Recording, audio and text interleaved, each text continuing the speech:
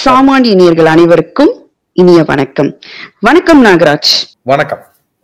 உங்களை பார்த்து ரொம்ப நாள் ஆச்சு. உங்களோட அரசியல் விமர்சனங்களை கேட்டு ரொம்ப நாள் ஆச்சு. சோ மக்கள் எல்லாருமே ஆவலா இருக்காங்க உங்களோட விமர்சனங்களுக்காக. ஏன்னா இப்பதான் அரசியல் களமும் சூடு பிடிக்க ஆரம்பிச்சிருக்கு. நிறைய கேள்விகள் இருக்கு நாகராஜ். சோ உங்களிடம் ஒரு மக்களின் பிரதிநிதியா நான் கிட்ட கேக்குறேன். முதல் கேள்வி, இன்னைக்கு பாத்தீங்கன்னா எடப்பாடி பழனிசாமி அவர்கள் மிகவும் எளிமையாக திருத்தமாக கூறுகிறார் பாஜக தனது கூட்டணியில் இருப்பது போல. எப்படி தெரியுதுன்னா இன்டைரக்டா சொல்றாரு பாஜக தான் கூட்டணியில இருக்கு. ஏன்னா தன்னோட ஒரே எதிரியா டிஎம்கே அப்படின்னு சொல்லிட்டு கிளியரா பேசியிருக்காரு. அத பத்தி ஒரு அரசியல் விமர்சகரா நீங்க என்ன நினைக்கிறீங்க? முதல்ல வணக்கம். ரொம்ப நாள் ஆச்சு உங்க எல்லாரையுமே பார்த்து.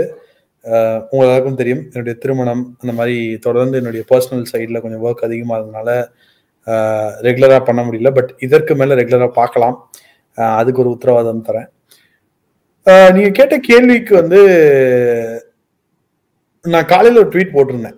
இன்னைக்கு நம்மளுடைய எக்ஸ் வலைத்தளத்துல நான் ரொம்ப முக்கியமான ட்வீட் போட்டிருந்தேன்.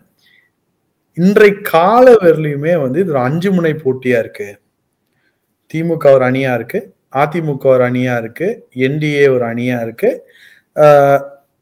விஜய் ஒரு அணியா இருக்கார், சீமான் ஒரு அணியா இருக்கார். இது 5 முனை போட்டி. இது 5 முனை போட்டியா பாக்குறத விட டிஎம்கே பிடிக்கும்ன்ற நபர்களுக்கு ஒரே ஒரு ஆப்ஷன் தான் இருக்கு. ஆர் அதிமுக வேண்டாம் பாஜக வேண்டாம் நினைப்பவர்களுக்கு ஒரே ஒரு ஆப்ஷன் தான் இருக்கு. சரி, இவர்கள்லாம் விஜய்க்கோ இல்ல மற்றவர்களுக்கோ ஓட்டு போட மாட்டாங்களா அப்படின்னு கேட்டா நிச்சயமா போட மாட்டாங்க. ரீசனா ஜெயிக்கிற கட்சிக்கு போடணும்னு நினைப்பாங்க. ஓட்டு பிரிக்கும் போது ஆட்டோமேட்டிக்காவே அந்த ஓட்டு திருப்பி டிஎம்கே பக்கமே போயிடுற மாதிரி இருக்கு. ஆனா திமுக வேண்டாம், அதாவது தமிழக அரசியலே திமுக வேண்டுமா திமுக வேண்டாமா தான். நம்மளுடைய லாஸ்ட் ஒரு 50 வருஷம் அரசியல் பாத்தீங்கன்னா you accept DMK are you reject DMK, அப்படிதான் எலெக்ஷன் ஃபார்ம் ஆயிருக்கு. ஸோ ஒரு தேர்தலையும் வரும்போது திமுக வேண்டும் என்ற போது மக்கள் 96 ஆகட்டும் மற்ற எந்த தேர்தலாகட்டும் ஒரு டிசிசிவ் டிசிஷன் எடுக்கிறாங்க. மக்கள் வேண்டாம்னு நினைக்கிற போது அதிமுக பக்கம் இருந்தாங்க. எப்போ இது பிரச்சனை ஆகுது அப்படின்னு பாத்தீங்கன்னா இங்க நிறைய பேர் மாற்றத்துக்கு வர உண்மையான மாற்றத்துக்கு வரல, திமுக தூண்டுதலின் பேரிலும் ஆர் ஒரு புதிய சித்தாந்தம் பேரிலும் கட்சி ஆரம்பிக்கும் போது இவங்க சாய்ஸ் கிடைக்குது. இவங்களுக்கு சாய்ஸ் கிடைக்குதுன்னா they get another party to vote. ரொம்ப வேடிக்கையான விஷயம் என்ன அப்படின்னா, அதிமுகவோட ஓட் பேங்க்ல பாதி பேர் அதிமுக பிடிச்ச அதிமுக ஓட்டு போடுறது இல்ல, திமுக வேண்டாம் சொல்லிதான் அதிமுக ஓட்டு போடுறாங்க நிறைய பேர். they don't see ஏடிஎம்கே பிடிச்சி ஓட்டு போடுறதோட ஏடிஎம்கே ஓட்டு போட்டாதான் திமுக அந்த இடத்துக்கு வராது அப்படின்றதுக்கு ஓட்டு போடுறாங்க. ஸோ டிஎம்கே என்ன பிளே பண்ண ஆரம்பிக்குதுன்னா ஒரு வாட்டியும் ஒரு கேட்டலிஸ்ட் ஃபோர்ஸ் மாதிரி ஒரு கட்சியை இறக்கி விடலாம் அப்படின்றத பாக்குது. சரி, ஃபார் எக்ஸாம்பிள் சென்ற தேர்தலில் மக்கள் நீதி மையம் இருந்தாங்க. இப்போ இந்த தேர்தலில் கிட்டத்தட்ட விஜய் அப்படிதான் இருக்காரு. பட் விஜய் நீங்க பாத்தீங்கன்னா மாற்று சக்தி அப்படின்னு வர்றாரு. ஸோ மாற்று சக்தி அப்படின்னு வரும்போது என்ன ஆகும்னா, அந்த அதிமுக பிடிக்காம அதிமுக ஓட்டு போடுறாங்களா திமுக வேண்டாம்ன்ற காரணங்களுக்காக அவங்க விஜய் ஒரு சான்ஸ் கிடைக்கும். ஸோ இந்த மாதிரி பல ஆஸ்பெக்ட்ல அப்போசிஷன் பிரிஞ்சிருக்கு. இந்த அப்போசிஷன் பிரிஞ்சு இருக்கிறதுனால இன்றைய தேதியில் தேர்தல் நடந்தால், இந்த 5 டீமோட தேர்தல் நடந்தால் திமுக 150 சீட்டு குறையாம ஜெயிக்கும். சோ அந்த ஆஸ்பெக்ட்ல இருக்கும்போது எடப்பாடி அவர்கள் இதை செய்வாரா மாட்டாரா? ஏன்னா இதுவரையும் அவர் செய்யவில்லை. இதுவரையும் திமுகவை வீழ்த்த வேண்டும் என்று அவர் எங்குமே எந்த இடத்துலயுமே ஒரு ஸ்டெப் எடுத்தோ எதுவோ பண்ணி அவர் பார்க்கல. அப்படின்ற போது ஒரு ஸ்பெகுலேஷன்ஸ் இருந்து அவர் பண்ணுவாரா மாட்டாரான்ட்டு. இன்னைக்கு அது மட்டும் நடக்கல மேடம், 2 விஷயம் நடந்தது இன்னைக்கு. ஒரு விஷயம், காலையில் எடப்பாடி அவர்கள் பேசியது, அதிலிருந்து ஒரு 4 மணி நேரத்தில் அண்ணாமலை அவர்களும் ஒரு சென்னை விமான நிலையத்தில் கோயம்புத்தூர் விமான நிலையத்தில் ஒரு பிரஸ் மீட் கொடுக்குறாரு. இந்த 2 பிரஸ் மீட்டோட இண்டிகேஷன் என்னவா இருக்கு? எடப்பாடி அவர்கள் பேசும்போது கூறுகிறார், எங்களுடைய பிரதான எதிரி திமுக தான், திமுக வீழ்த்துவதற்கு நாங்கள் என்ன வேண்டாம் செய்வோம் அப்படின்றார். அதே மாதிரி பாஜக என்ன சொல்லுது அப்படின்னு நீங்க பாத்தீங்கன்னா ரொம்ப கிளியரா அண்ணாமலை சொல்றாரு, அதிமுக எங்களுக்கு எதிரி கட்சி கிடையாது, திமுக தான் எங்களோட பிரதான எதிரி அப்படின்னு சொல்லி வராங்க. சோ இத்தனை நாள் நடந்ததுக்கு they are trying to create a ground. அதாவது நாங்க திமுக வீழ்த்துவதற்காக ஒரு அணியாக திரள தயாராக இருக்கிறோம். It is a first green signal நம்ம சொல்லலாம். 2026க்கான முதல் பச்சை கொடி காட்டப்பட்டிருக்கிறது. அதாவது இந்த மெகா அலையன்ஸ் பண்றதுக்காக பச்சை கொடி காட்டப்பட்டிருக்கு அப்படின்னு தான் சொன்னோம். ஒரு கிரவுண்ட் வந்து கிரியேட் ஆயிருக்கு. சரி, எடப்பாடி ஒன்றும் இந்த டிசிஷனை வந்து அவ்வளவு ஈஸியா எடுக்கல நம்ம சொல்லலாம். விஜய்க்காக ரொம்ப நாளா ட்ரை பண்ணிட்டு இருந்தாங்க. பட் பிரசாந்த் கிஷோரோட இன்டர்வியூ வந்து தந்தி டிவில சென்ற ஞாயிற்றுக்கிழமை வந்த இன்டர்வியூல வந்து பாத்தீங்கன்னா வந்து இப்போதைக்கு விஜய் தனியா தான் நிக்கணும்னு பாக்குறாரு. அவரோட அல்டிமேட் எய்ம் வந்து அடுத்த சட்டசபை தேர்தலாக தான் இருக்கு அப்படின்னு. அது ஒரு இண்டிகேஷன். அவங்க யாருமே வந்து நான் தோக்க போறேன்னு சொல்லி எலெக்ஷன் நிக்க போறது இல்ல. பட் அவர் சொல்றதை வைத்து நம்ம வந்து ஒரு அரசியல் விமர்சகராக யூகிக்கும் போது அதெல்லாம் நல்லா தெரியுது. ஆனால் ஒரு பாசிட்டிவான விஷயம் என்னன்னா, இந்த 5 அணியா இருக்கிறது கிட்டத்தட்ட 4 அணியா மாறக்கூடிய மிகப்பெரிய வாய்ப்பு வந்து ஏற்படுத்திருக்கு. அது 2 கட்சியும் இணக்கமாகும் சூழ்நிலையில வந்திருக்கு அப்படின்னு தான் வந்து சொல்லலாம். இன்ஃபேக்ட் வந்து I spoke with a very important person. இன்னைக்கு வந்து என்ன சார் இது, what is the latest development கேட்கும் போது அவர் ரொம்ப விளையாட்டா சொன்னார். பழம் நழுவி பாலில் விழுதுப்பா அப்படின்னாரு. அதாவது 2016 நினைக்கிறேன் மாண்புமிகு முன்னாள் முதலமைச்சர் கலைஞர் அவர்கள் வந்து விஜயகாந்த் கூட்டணிக்கு சேர போறார் அப்படின்னு சொல்லும் போது அந்த வார்த்தையை யூஸ் பண்ணாங்க. ஆனா அது நடக்கல. பட் இது நடக்கும் அப்படின்னு எதிர்பார்க்கிறாங்க. ஒரு மெகா கூட்டணியை உருவெடுக்க ஆர்எஸ்எஸும் ட்ரை பண்ணுது, ஏடிஎம்கேவும் ட்ரை பண்ணுது. இதுதான் இன்னைக்கோட ஹிண்ட். ஆர்எஸ்எஸ் வந்து ரொம்ப விக்ரஸா ட்ரை பண்ணுது, ஏடிஎம்கேவும் ரொம்ப விக்ரஸா ட்ரை பண்ணுது. பாஜகவும் அதுக்கான செவியை சாய்க்க தொடங்கி விட்டு தான் சொல்றான். ஒரு மெகா அலையன்ஸுக்கான ஒரு கிரவுண்ட் இங்க கிரியேட் ஆகுதுன்னு தான் அர்த்தம். நாகராஜ், இப்போ பாஜக வந்து நீங்க சொன்ன மாதிரி ஒரு 4 முனை போட்டியா அமைய வாய்ப்பு இருக்கு நீங்க போய் சொல்றீங்க. இந்த இடத்துல விஜய் இந்த 4 முனை போட்டிக்குள்ள வருவாரா இல்ல போட்டியிடுவாருன்னு நீங்க நினைக்கிறீங்களா ஒரு அரசியல் விமர்சகரா? ஏன்னா ஒரு சில அரசியல் விமர்சகர்கள் வந்து எதிர்பார்க்கலன்னு சொல்றாங்க, ஒரு சிலர் வந்து கிளியரா சொல்றாங்க இவங்க 2 பேரும் சேருவாங்கன்னு. சொன்ன மாதிரி இவங்க 2 பேரும் சேரத்துக்கான கிரீன் சிக்னலையும் காமிச்சிட்டாங்க. அப்படின்னு பாக்குறப்போ இந்த கூட்டணியில விஜய் அவர்கள் இணைவார்களா மாட்டார்களா? உங்கள் கருத்து என்ன? 4 முனை போட்டினாலே விஜய் தனியா இருக்காரு தான் அர்த்தம். ஏன்னா வந்து ஒரு அணி டிஎம்கே, ஒரு அணி ஏடிஎம்கே, இன்னொன்னு விஜய், இன்னொன்னு சீமான். ஃபர்ஸ்ட் அதை கிளாரிட்டி பண்ணலாம். விஜய் உள்ளே வருவாரா மாட்டாரா என்பது மிகப்பெரிய $1,000,000 கொஸ்டின் தான். இன்றைய நிலைமையில் விஜய் தள்ளிதான் இருக்கிறார். நான் வந்து நிறைய பேர்கிட்ட பேசினேன், அவங்க சைட்ல இருக்கிறவங்கள்ட்ட பேசியிருக்கேன். கேட்கும்போது அவங்க வந்து எங்களுடைய ஸ்ட்ரென்த் என்ன நாங்க ப்ரூவ் பண்ண நினைக்கிறோம், எங்க பார்ட்டியை வந்து வலிமைப்படுத்த நினைக்கிறோம் அப்படிதான் சொல்றாங்க. அதாவது இன்டென்ட் டு த பாலிடிக்ஸே அவங்களுக்கு என்னவா இருக்குன்னா வந்து ஒரே எலெக்ஷன்ல வந்து பவரா பிடிக்கணும் அப்படின்ற எண்ணம் அவங்களுக்கு இல்லை. நம்ம பார்ட்டியோட வலிமை என்ன, நம்ம கட்சியோட வலிமை என்ன, அதை வைத்து நம்ம அரசியலை செய்ய வேண்டும் என்று விஜய் நினைக்கிறார். அதுதான் வந்து ரொம்ப கிளியரா தெரியுது. ஸோ அந்த ஆஸ்பெக்ட்ல போகும்போது இன்னைக்கு வந்து விஜய் வந்து அந்த 3வது அணியா வந்து நிற்கிறார். நான் இப்பயே சொல்றேன், அதிமுக, பாமக, பாஜக இவங்கெல்லாம் பெருசா ஒன்னா சேர்ந்தாலும் அதை திமுகவை வீழ்த்துவதற்கான சக்தியா அப்படின்னு கேட்டீங்கன்னா திமுக கிட்ட ஒரு அவுட்ரேஜ் ஃபைட் பண்ணலாம். அந்த வின்னிங் காம்பினேஷனா கேட்டீங்கன்னா வந்து அது வந்து திமுக வந்து அந்த 1 வருஷம் ஆட்சி எப்படி பண்ண போகுது, ரொம்ப கொடுங்கோல் ஆட்சியா இருந்தது அப்படின்னா, ரொம்ப கஷ்டமான ஆட்சியா இருந்தா ஈஸியா ஜெயிச்சு விட்டுருவாங்க. பட் இந்த மாதிரியே அவங்க இமேஜை மெயின்டைன் பண்ணிக்கிட்டே போனாங்க அப்படின்னா இதுவே ஒரு டஃப் ஃபைட் கொடுக்க, அதாவது நம்ம கிரவுண்ட்ல இல்லாத போது கிட்டத்தட்ட எலெக்ஷனை கொண்டு போறதுக்கு இது உதவும். ஆனால் இந்த வின்னிங் காம்பினேஷனா ஆகணும் அப்படின்னா விஜயும் இதற்குள்ளே வர வேண்டும். அதாவது 2 அணிகள் தான் மொத்தம். இந்த சீமான விடுங்க, அந்த 3வது அணியை நாங்க என்னைக்குமே கன்சிடர் பண்றதுல, சீமான் பிரிக்கிற ஓட்டுமே அது திமுகவோட ஓட்டு தான். ஸோ நம்ம வந்து அதை பத்தி கவலைப்பட வேண்டாம். பட் ரொம்ப முக்கியமா பார்க்க வேண்டிய விஷயம், ஒரு மிகப்பெரிய மெகா அப்போசிஷன். பட் இந்த மெகா அப்போசிஷன் அப்படின்னு ஒன்று நான் சொல்றேன் அப்படின்னா யோசிச்சு பாருங்க. சரி, விஜய் சேர மாட்டார் என்பது நன்காக தெரியும், ஓகேவா? பட் விஜய் அவர்கள் சேர்ந்தால் இந்த அலையன்ஸ் எப்படி இருக்கும் நீங்க யோசிச்சு பாருங்க. எடப்பாடி அவர்கள், அண்ணாமலை அவர்கள், அன்புமணி ராமதாஸ் அவர்கள், விஜய் அவர்கள், டிடிவி தினகரன், ஓபிஎஸ், அதாவது எதிர்கட்சி அனைத்துமே ஓர் அணியாக இப்ப எப்படி டிஎம்கே அலையன்ஸ் இருக்கு, ஒரு கோட்பாட்டுல வந்து எல்லாரும் ஒரே கட்சியா இருக்காங்கல்ல, அதே போல அப்போசிஷன்ல இருக்கிறவங்க எல்லாருமே ஒரு அணியில சேர்ந்தால் இது வந்து ஒர்க் அவுட் ஆகும். பட் சீட் ஷேரிங்ல பிரச்சனை வரும் அப்படின்னு நிறைய பேர் சொல்றாங்க. எனக்கு தெரிஞ்சு இந்த முறை சீட் ஷேரிங்கை டிஃப்ரெண்டா கையாளணும்னு நினைக்கிறேன். சீட் ஷேரிங்கே வந்து பவர் ஷேரிங்ல கையாளணும்னு நினைக்கிறேன். பவர் ஷேரிங் இந்த சென்ஸ் மினிஸ்ட்ரியோ இல்ல டெப்டி சீஃப் மினிஸ்டரோ அந்த மாதிரி பகிர்ந்து கொடுத்து ஒரு ஆட்சியை வந்து ஏன்னா வந்து எடப்பாடி அவர்கள் ஜெயிக்கிறதுனாலும் வந்து அது ஒரு பெரிய கேள்விக்குரிய லீடர்ஷிப் வந்துடும். அதிமுகவும் வந்து ஒரு கடினமான ஒரு நிலைமைக்கு சென்று விடும். ஏன்னா அதிமுக இவ்வளவு தோல்வியை தன்னோட லைஃப் டைம்ல பார்த்ததே கிடையாது. இவ்வளவு லோவான பாயிண்ட்ல அதிமுக இருந்ததே கிடையாது. இன்ஃபேக்ட் ஜெயலலிதா 96ல வரும்போது கூட நீங்க அப்புறம் 99 எலெக்ஷன்ல வந்து பிஜேபியோட கூட்டணி வச்சு என்ன சொல்றது ஒரு ஃபயரை வந்து அந்த பார்ட்டிக்குள்ள கொண்டு வந்தாங்க. ஸோ 2001 ஆட்சிக்கு வந்தாங்க. பட் இங்க வந்து என்னன்னா 40% இருக்குது, 30%, 30, 20, 25, 20 ஆகுது. கேண்டிடேட்ஸ் நிக்க வந்து இஷ்டப்பட மாட்டேன்றாங்க. அந்த மாதிரி பல விஷயங்கள் இங்க இருக்கிறதுனால ஒரு பாயிண்ட் ஆஃப் கன்சிடரேஷன்ல திமுகவை வீழ்த்த வேண்டும் என்று எல்லாரும் ஓர் அணியாக திரள வேண்டும் என்ற ஒரு நிலைமையில இன்றைய தமிழக அரசியல் தள்ளப்பட்டு. நாகராஜ், இப்போ ரீசன்ட் ட்ரெண்டிங்கா போயிட்டு இருக்கிற ஒரு விஷயம் சீமான் சாரோட ஒரு இஷ்யூ. அதை பத்தி என்ன நினைக்கிறீங்க? அது அவரோட அரசியல் வாழ்க்கையை பாதிக்க செய்கிறதா? உங்களோட பதில் என்ன?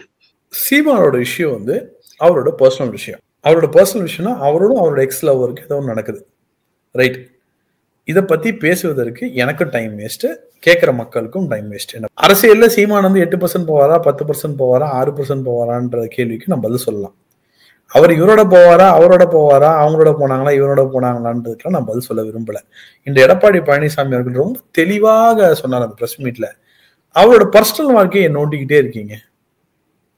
ஆனா என்ன வருத்தமா இருக்குன்னு அந்த பிரஸ் அண்ட் மீடியாஸ் கிட்ட, திமுகவின் பப்பட்ஸ்ட இதே போல திமுகல இருக்கும் பல நபர்கள் மேல பல குற்றச்சாட்டுகள் இருக்கு. அவர்களிடம்லாம் இவங்க தைரியமா அந்த கேள்வி கேட்கறாங்களா? இன்ஃபேக்ட் 2021 போது ஒரு மினிஸ்டரோட ஸ்கேண்டல் வெளியாது, ஒரு வீடியோ வெளியாது. Is sitting MLA. ஸோ இந்த விஷயங்கள்லாம் வந்து இந்த ஓட்டு கீட்லாம் வந்து பாதிக்காது. சரி, மேக்சிமம் வந்து இந்த மாதிரி விஷயங்களை யார் கோவப்பட்டு ஓட்டு போட மாட்டாங்க, லேடிஸ் ஓட்டு தான், லேடிஸ் வந்து ஓட்டு போட மாட்டாங்க. அன்பார்ச்சுனேட்லி சீமான்ட்ட வந்து லேடிஸ் ஓட்டு என்னைக்குமே கிடையாது. அது அதிமுக பக்கமோ திமுக பக்கமோ இல்லை புதுசா வர கட்சிகள் பக்கம் தான் இருந்திருக்கு தவிர சீமான் கிட்ட அவ்வளோ கிடையாது லேடிஸ் ஓட்டு. மகளிரின் வாக்குகள் என்றுமே அவரிடம் கிடையாது. ஆனா ஒருத்தரோட பர்சனல் வாழ்க்கையை தொடர்ந்து அவரோட இமேஜ் டேமேஜ் பண்ற மாதிரி தொடர்ந்து செய்து கொண்டே இருப்பது வந்து வருத்தம் அளிக்கிறது. வேற வேலையை பாருங்கப்பா, நிறைய வேலை இருக்கு, நிறைய பிரச்சனை இருக்கு. இன்னும் கிட்டத்தட்ட அந்த நீங்க வந்து திமுகவோட 2021 தேர்தலோட அறிக்கையை படிச்சீங்கன்னா பல விஷயங்கள் கேட்பதற்கு, இதெல்லாம் ஏன் செய்யலை, இதெல்லாம் ஏன் செய்யலைன்ட்டு. நாங்கள் போடுவது முதல் கையெழுத்து நீட் அப்படின்னு சொன்னாங்க. இன்னும் நீட் நடந்துகிட்டு தான் இருக்கு, எக்ஸாம் நடந்துகிட்டு தான் இருக்கு. அதை வந்து நாங்க வந்து எங்களுக்கு அந்த சூட்சம் எங்களுக்கு தெரியும், அந்த மேஜிக் எங்களுக்கு தெரியும்.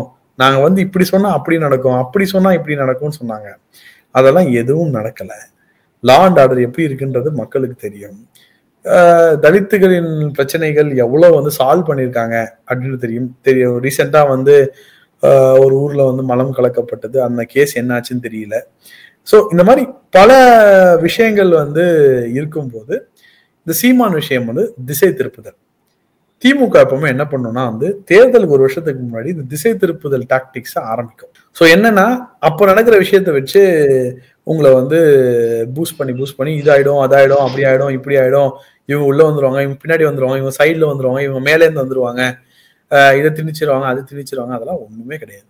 திமுகவை கேள்வி கேட்கும் நேரம் இது. நீங்க இதெல்லாம் சொன்னீங்களே சார், இதெல்லாம் எவ்வளவு செஞ்சிருக்கீங்க, இதெல்லாம் ஏன் செய்யல, இதெல்லாம் எப்போ செய்ய போறீங்க? அனைத்து மகளிருக்கும் 1000 ரூபான்னு சொல்லிட்டு தகுதியான மகளிருக்கு 1000 ரூபாய் கொடுக்குறீங்களா? ஏன்? இந்த மாதிரி பல பேசிக்கான கொஸ்டின்ஸ் கேட்க வேண்டியது இருக்கு. சில மகளிர் கிடைக்குது, நான் இல்லைன்னு சொல்லல, அதனால அவங்களுக்கு நிறைய வந்திருக்கு. பட் எல்லாருக்கும் தரேன்னு சொல்லி தானே நீங்க ஓட்டு வேணீங்க. ஏழை பணக்காரன்லாம் யாருமே நாங்க பார்க்க மாட்டோம். அனைத்து மகளிர் பிறந்தாலும் 1000 ரூபாய். அப்புறம் இந்த லேடிஸ் பஸ் வந்து சொல்றாங்க அது ஃப்ரீக்வன்சி கம்மியா இருக்குன்ற ஒரு கம்ப்ளைண்ட் ரொம்ப நாளாவே இருக்கு. இந்த ஃப்ரீ லேடிஸ் பஸ் ஏதோ வந்து பிங்க் பஸ் ஏதோன்னு சொல்றாங்க. அந்த பிங்க் பஸ்ல வந்து ஃப்ரீக்வன்சி கம்மியா இருக்குன்ற ஒரு குற்றச்சாட்டுகள் இருக்கு. இந்த மாதிரி பல குற்றச்சாட்டுகள்ல இந்த அரசு வந்து செயல்பட்டுக்கிட்டு இருக்கும்போது இந்த மாதிரி சீமான் விஷயம் ஆர் இந்த மும்மொழி கொள்கையை வச்சு ரீசெண்டா வந்து ஒரு ஸ்பெகுலேட் பண்ணிக்கிட்டே இருக்காங்க. மும்மொழி கொள்கைன்றது முடிஞ்சு ஒரு politically it is tried up force. இப்போ வந்து எல்லாருக்கும் தெரியும், வேணா அவன் ஹிந்தி படிக்கிறான், வேணான்னா அவன் பாட்டு போறான். இது வந்து it is not at all a matter of concern. ஏன்னா அவங்க வீட்டு பசங்க எல்லாம் பிரெஞ்சு படிப்போம். கல்வி அமைச்சரோட மகனே வந்து எனக்கு பிரெஞ்சு லாங்குவேஜ் ரொம்ப பிடிக்கும் அப்படின்ற ஒரு வார்த்தையை சொல்லியிருக்காரு. அதாவது வெளிநாட்டின் லாங்குவேஜ் பிரெஞ்சை படிப்பாங்களாம், ஆனா இந்தியாவின் தேசிய மொழியான ஹிந்தி வந்து லாங்குவேஜ் வைஸோ லிட்டரரி வைஸோ ஸ்ட்ராங்லாம் கிடையாதுங்க. ஓகேவா? Let us be frank. Tamil அளவுக்கோ சம்ஸ்கிருதம் அளவுக்கோ இல்ல மற்ற மொழி அளவுக்கோ ஹிந்திக்கு ஒரு லார்ஜான ஹிஸ்டரியோ எதுவுமே கிடையாது. ஆனா Hindi is a connecting language. நீங்க படிச்சீங்கன்னா நல்லது, படிக்கலனாலும் ஒரு பிரச்சனை. இப்போ எனக்கு ஹிந்தி தெரியாது, நான் வாழ்ந்துட்டு தான் இருக்கேன், நான் சாப்பிட்டுட்டு தான் இருக்கேன். இப்போ என்னோட ஒய்ஃபுக்கு வந்து ஹிந்தி தெரியும் நல்லா. ஷீ ரைட்ஸ் பிராத்மிக்ஸ் இந்த எக்ஸாம்லாம் எழுதியிருக்காங்க. அவங்களும் இதே ஊர் தான் சாப்பிட்டுட்டு இருக்காங்க. 2 பேரும் எங்கள் லைஃப்பை ஓட்டிக்கிறோம்.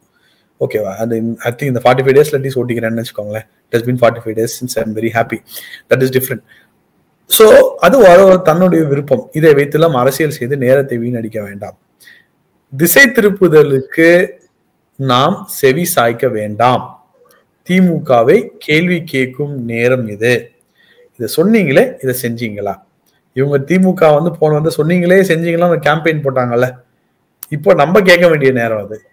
ஸ்டாலின் தான் வராரு, விடியல் தர போறாருன்னு. என்ன விடியல் கொடுத்தீங்க? நீங்க வந்து என்னென்ன இம்ப்ரூவ்மெண்ட் பண்ணிருக்கீங்க? எந்த விஷயத்த எதை பண்ணி, டூரிசம் எப்படி டெவலப் பண்ணிருக்கீங்க? இந்த மாதிரி பல கேள்விகளை வைத்துதான் நம் அடுத்த கட்ட அரசியலை கொண்டு போகும். இந்த சீமான் விஷயம், இந்த மும்மொழி கொள்கை எல்லாமே ஒரு திசை திருப்பும் முயற்சி. நல்ல விஷயம் என்ன இருக்கு அப்படின்னா, ஒரு ஸ்ட்ராங் அப்போசிஷன் டீம் எல்லாமே ஒன்று சேர்ற ஒரு இண்டிகேஷன்ல 4/3/2025 அன்னைக்கு ஒரு விஷயம் வந்து பாசிட்டிவா மூவ் ஆயிருக்கு. இது ஃபர்தரா பாசிட்டிவா மூவ் ஆகணுன்ற நல்ல எண்ணத்துல நம்ம வந்து போலாம். என்னை பொறுத்தவரை 2026 திமுக ஆட்சி வருவது என்பது நாட்டுக்கே வந்து அது எப்படி போகும் என்னன்றது தெரியாது. அந்த மாதிரி சிச்சுவேஷன் இருக்கு. ஆனா மக்கள் முடிவு தான் பெரிய முடிவு. மக்கள் திமுக தான் வேணும்னு நினைச்சா நம்ம எதுவும் பண்ண முடியாது. பட் என்னை பொறுத்தவரை திமுக பர்ஃபார்மன்ஸை பார்க்கும்போது, திமுக எப்படி செயல்படுறாங்கன்னு பார்க்கும்போது, அவங்க இன்னொரு ஆட்சி அவங்க தரலாமா அப்படின்னு கேட்டா கூடாது. ஸோ இன்னொரு வாட்டி ஜெயிக்கிற மாதிரி இன்னைக்கு இருக்காங்கன்னு கேட்டா அது அப்போசிஷன் பிரிஞ்சிருக்கிறதுனால இன்றைக்கு அப்போசிஷன் சேருவதற்கான ஒரு ஒரு ஒரு முக்கிய ஸ்டார்ட் பாயிண்ட் ஒன்று தொடங்கியிருக்கு. அது இனிதே ஒரு ஃபார்ம் ஆகணும்ன்ற எண்ணத்தோட நம்ம இருக்கலாம். நாகராஜ், டிடிவி தினகரன் அவர்களின் நிலைமை என்னவாக இருக்கும் 2026 அரசியலில்? சார், இது வந்து இன்ஃபேக்ட் ஒரு 25 minutes முன்னாடி ஒருத்தர் கால் பண்ணி கூட என்கிட்ட கேட்டார். சார், டிடிவி ஓபிஎஸ் என்ன பண்ணுவாங்க? இபிஎஸும் இதுவும் சேர்ந்தா டிடிவியும் ஓபிஎஸும் இதே கூட்டணியில் இருப்பார்கள். ஆனா ரெட்டையில போட்டியிடுவாங்களா இல்ல தாமரையில போட்டியிடுவாங்களா இல்ல வேற எதுல போட்டியிடுவாங்கன்ற விஷயம் தெரியாது. ஒன்ஸ் எல்லாருமே ஒண்ணு சேர்ந்துட்டாங்கன்னு வச்சுக்கோங்களேன், அது என்ன பண்ணுவாங்க, லாஸ்ட் மினிட்ல ஒரு இன்டர்னல் பார்ட்டி இஷ்யூவா தான் போகும்.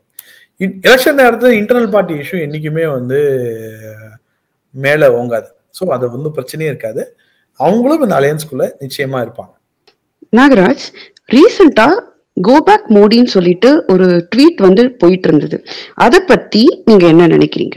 அதாவது நீங்க அண்ணாமலை வந்து சொன்னார், நீங்க கோ பேக் மோடி நீ தைரியமா இருந்தா போட்டு பாரு, வரும்போது நான் என்ன பண்ணுவேன்னா பண்ணுவேன் அப்படின்ற விஷயத்த சொன்னாரு. நான் இந்த ட்வீட்டு, இந்த ட்ரெண்டு இதெல்லாம் தாண்டி அரசியல் இன்னைக்கு போயிடுச்சு. இன்ஃபேக்ட் வந்து இந்த கோபேக் மோடின்ற ட்ரெண்டுக்கு வந்து பிஜேபி உள்ள இறங்கி வந்து கெட் அவுட் ஸ்டாலின் ஒன்று ட்ரெண்ட் பண்ணி இந்த கெட் அவுட் ஸ்டாலின்ற விஷயம் வந்து பெருசா போச்சு. அதுக்கப்புறம் வந்து V1 டிவிகேன்னு சொல்லி இந்த டிவிகே கேங் வந்து ஏதோ ஒன்று போட்டாங்க. அது இது ரெண்டுத்தோட பெருசா போச்சு.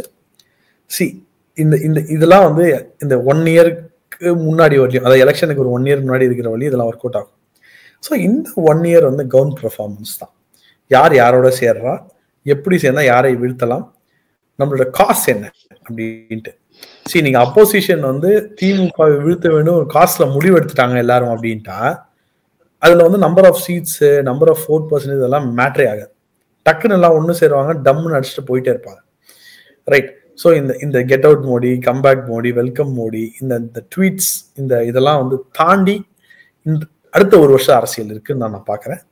இதனால ஒரு ஓட்டு அரை ஓட்டு இவங்களுக்கும் கிடைக்க போதில்லை, அவங்களும் கிடைக்க போதில்லை. ஆனால் ஒன்னே ஒன்று உதயநிதிக்கு வந்து பாடம் புகுத்தப்பட்டது என்னன்னா, இது பழைய பாஜக அல்ல. நீங்க சொல்றதெல்லாம் கேட்டுட்டு போற பாஜக கிடையாது. நீ அடிச்சா நான் அடிப்பேன், நீ சிரிச்சா நான் சிரிப்பேன். We are mirrors. எங்களால் என்ன வேணா செய்ய முடியும் அப்படின்ற ஒரு விஷயத்த ஆணித்தனமா அழுத்தி அவங்களால திரும்ப திரும்ப ப்ரூவ் பண்ண முடியுது. That is because of Annamalai's leadership. Annamalai ஒரு புதிய யுக்தி கையாள போறாரு அப்படின்னு சொல்லிட்டு நிறைய ஸ்ட்ராட்டஜிஸ்ட் சொல்றாங்க. ஒரு புதிய யுக்தி இங்க 2026 எலெக்ஷன்ல கையாள போறாரு அப்படின்னு சொல்றாங்க. சோ ஒரு பொலிட்டிக்கல் அனலிஸ்டா உங்களோட பார்வை என்ன அதுல? அது புதிய யுக்தினா எலெக்ஷன் போது தான் தெரியும். எலெக்ஷன் போதே தெரியட்டும். நான் என்ன பார்வை பார்க்கறது இல்ல. உங்களுக்கு அவர் இப்ப செய்கின்ற செயல் இல்ல அப்படி சொல்ல முடியாது. அது அவர் செஞ்சாதான் தெரியும். அது புது யுக்தியா இல்லையான்றது அவர் செஞ்சாதான் செய்யலாம். அவர் செய்யும் போது பார்ப்போம். சரி, எனக்கு பொறுத்தவரையிலையும் வந்து ஒரு பார்ட்டி வந்து டார்மெண்ட்ரியில இருந்தது. ஓப்பனா சொல்றேன், டார்மெண்ட்ரின்ற வார்த்தையை தான் நான் சொல்லுவேன். 3% 5% இருந்த பார்ட்டியை வந்து ரொம்ப ஆக்டிவேட் பண்ணியிருக்காரு. இன்னைக்கு வந்து ஃபார் எக்ஸாம்பிள் மாவட்ட செயலர் 60 பேர் போடும்போது ஒரு ஊர் டிஸ்ட்ரிக்ட்டுக்குமே 4-5 பேர் போட்டிக்கு வராங்க. இவங்க எல்லாருமே கூட்டணி வச்சு எம்எல்ஏ ஆகணும்னு நினைக்கிறவங்க இல்ல, நம்ம 2 கட்சியும் வீழ்த்துவோம்னு சொல்லி ஒரு பெரிய புற்றுணர்ச்சியோட வராங்க. அது வந்து அண்ணாமலை விட்டமின் அண்ணாமலை தான் காரணம். அந்த அண்ணாமலை அந்த விக்ரஸ், அந்த ஃபாஸ்ட். அதாவது ஒரு political party is always a கும்கி யானை. கும்கி யானை வந்து யானை இஸ் பவர்ஃபுல் எலிஃபென்ட், ஓகேவா? பட் அந்த கும்கி யானையோட பாகன் மேல உட்காரான் பாத்தீங்களா, அந்த பாகன் மேல உட்காரும் போது அது ஃபோர்ஸ் கிடைக்கும் அந்த யானைக்கு. அப்போ அந்த யானை வந்து 10 டைம்ஸோ 5 டைம்ஸோ வந்து செயல்படும், ரைட்? அந்த மாதிரிதான் லீடர்ஷிப் ஃபார் பொலிட்டிக்கல் பார்ட்டி. இன்னைக்கு தமிழக அரசியலை பொறுத்தவரை பாஜகவுக்கு கிடைத்திருக்கும் தலைவர் பயங்கர டைனமிக்கான தலைவர். அவர் வந்து கிராமத்தான் நீங்க கிண்டல் பண்ணீங்கன்னா, ஆமாயா அவர் கிராமத்தான் தான், படிச்ச கிராமத்தான் தான். கிராமத்தான் ஒன்றும் கேவலமான வார்த்தை கிடையாது. நான் கூட பார்த்தேன், கிராமத்தானுக்கு என்ன தெரியும்லாம் எழுதிட்டு இருக்கும்போது சொன்னாதான் அவர் கிராமத்தான் தான், படிச்ச கிராமத்தான், மெரிட்ல வந்த கிராமத்தான், கிராமத்துல இருந்து யூபிஎஸ்சி கிளியர் பண்ணி ஐபிஎஸ் படிச்சிருக்காரு, ஐஏஎம் போயிருக்காரு. பச்சை கிராமத்தான் தான். நீங்க பிராமணர் எதிர்ப்பீங்கன்னு சொல்லுவீங்க. கவுல் பிராமணர் ராகுல் காந்தியை வந்து ஆதரிப்பீங்க பிரைம் மினிஸ்டர் போது. ஏன் ஒரு எம்பிசி மோடி உங்களால ஆதரிக்க முடியாது? உங்களுக்கு குத்தும் கொமட்டும். ஏன் கீழே இருந்து ஒருத்தன் ஐபிஎஸ் படிச்சுட்டு ராஜ வாழ்க்கை லிட்டரலா ராஜ வாழ்க்கை, வீட்டு வாசல்ல சைரன் வண்டி அப்படி உக்காந்தாருன்னா போவார், லைஃப் ஃபுல்லா பென்ஷன் எல்லாமே இருக்கு. அதெல்லாம் விட்டுட்டு எப்ப சாப்பிட்றாரு, எப்ப தூங்கு, இதெல்லாம் வந்து நான் சும்மா சொல்ல, நான் பார்த்ததுனால சொல்றேன். தெர் ஆர் டேஸ் 3 மணி வரைக்கும் விழுப்புரம், காலைல 6 மணிக்கு யோகா பண்ணிட்டு 7 மணிக்கு பெங்களூர் கிளம்பி போவார். நான் லிட்டரலா நீங்களும் நான் பார்த்திருக்கேன். ஒரு கிராமத்தான் தன்னுடைய வாழ்க்கையை துறந்து மக்களுக்காக வந்திருக்காரு. இந்த கிராமத்தான் தமிழகத்தை அவர் உயர்ந்த மாதிரி தமிழகம் முழுச உயர்த்துவான்ற நம்பிக்கை எனக்கு இருக்கு. அது மக்களிடையே வரணும்ன்ற எண்ணம் எனக்கு இருக்கு. நாகராஜ், 2026 எலெக்ஷன்ல இப்ப இருக்கிற பாக்குறப்போ கண்டிப்பா ஏடிஎம்கேயும் பாஜகவும் சேர்ந்து போட்டியிடும் அப்படின்னு சொல்றீங்க. இப்ப ஏடிஎம்கேல இருக்கிற எடப்பாடி பழனிசாமி அவர்கள் போட்டியிடும் சொல்லல, போட்டியிடும் கிரவுண்ட் கிரியேட் ஆகும்னு சொல்றேன், இண்டிகேஷன்ஸ் வருதுன்னு சொல்றேன். ஓகே, இந்த இண்டிகேஷன் கொடுக்கறது ரூட் சிக்னலா தொடருமா, கிரீன் சிக்னலா தொடருமா அப்படிங்கிற ஒரு கேள்வி இருக்கு. 2வது, இபிஎஸ் அவர்கள் இருக்கும் பொழுது ஓபிஎஸ் அவர்களும் அந்த அணியில் இருப்பாரா அப்படிங்கிற ஒரு கேள்வியும் எனக்குள் இருக்கிறது. இங்க பாருங்க, பாலிடிக்ஸ்ல நிமிஷத்துக்கு ஒரு வாட்டி மாறும். அதனால இன்னைக்கு இந்த வீடியோ ரெக்கார்ட் பண்ணும்போது அந்த இண்டிகேஷன் ஸ்ட்ராங்கா இருக்கு. இன்ஃபேக்ட் நாளை வந்து ஒரு முக்கியமான பிரஸ் மீட் இருக்குன்னு சொல்லியிருக்காங்க. அது எந்த அளவுக்கு தெரியல, தமிழக பாஜக ஆபீஸ்ல இருக்குன்னு சொல்லியிருக்காங்க, அது எந்த அளவுக்கு தெரியல. பட் இந்த இண்டிகேஷன் ரொம்ப ஸ்ட்ராங்கா இருக்கு. அதாவது ஏடிஎம்கே பிஜேபி சேர்றதுல வந்து எந்த ஒரு பிரச்சனையும் இல்லை அப்படின்றதுதான் தெரியுது. இன்னைக்கு இந்த இண்டிகேஷன் ஸ்ட்ராங்கா இருக்கு. நாளை என்ன நடக்கும்னு சொல்ல நான் ஜோசியரும் கிடையாது. இல்ல வந்து 2 பொலிட்டிக்கல் பார்ட்டிக்கு நடுவில் காதும் எனக்கு கிடையாது. நான் ரொம்ப தள்ளி இருக்கேன், இவங்க எல்லாரையும் தள்ளி பார்க்கறேன், ஒரு பிரஜையா பார்த்துட்டு இருக்கேன், அது ஒன்றும் தெரியாது. பட் இன்னைக்கு ஒரு ஸ்ட்ராங்கான கிரவுண்ட் கிரியேட் ஆயிருக்கு. ஒரு மெகா அலையன்ஸ, ஒரு மெகா கூட்டணியை அப்போசிஷன்ல வந்து பண்ணணும் அப்படின்ற ஒரு எண்ணமும் எல்லாருக்கும் வந்திருக்கு அப்படின்றது தான் இன்றைய ஒரு டேக்அவே, இந்த டேவோட டேக்அவே. ஓபிஎஸ் அவர்கள் அதிமுக தொண்டனாக இருப்பாரா, அதிமுக வெளியில இருப்பாரா, அதெல்லாம் எனக்கு தெரியாது.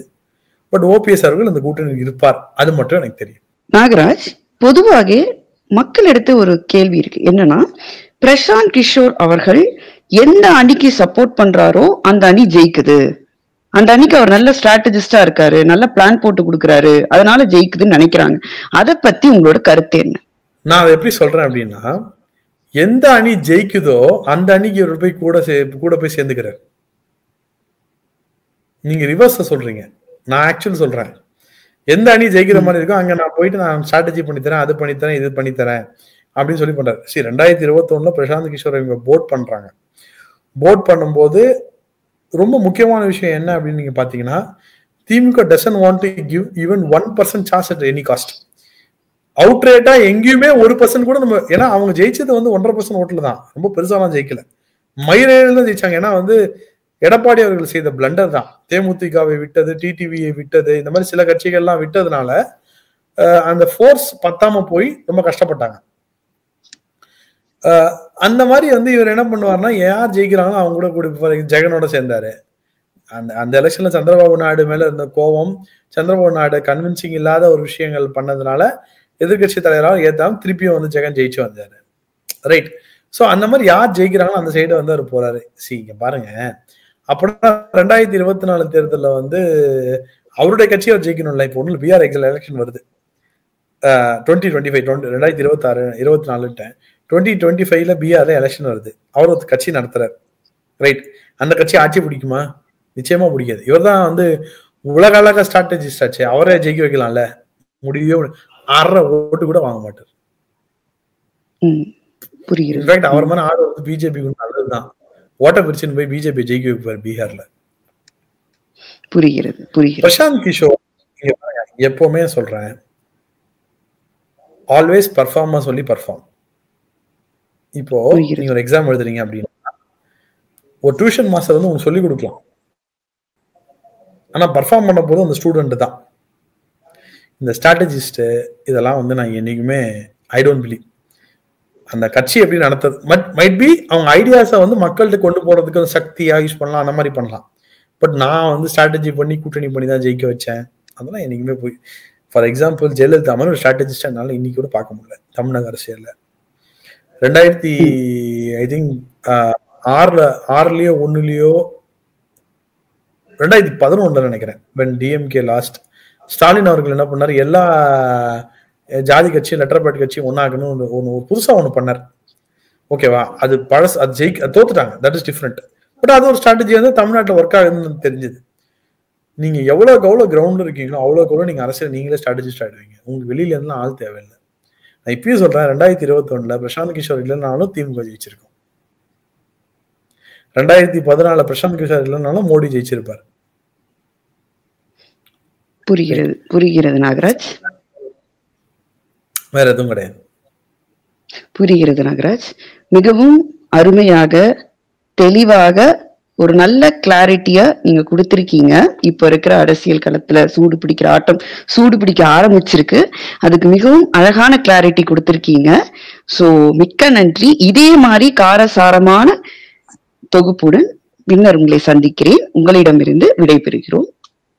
நன்றி, வணக்கம். நன்றி.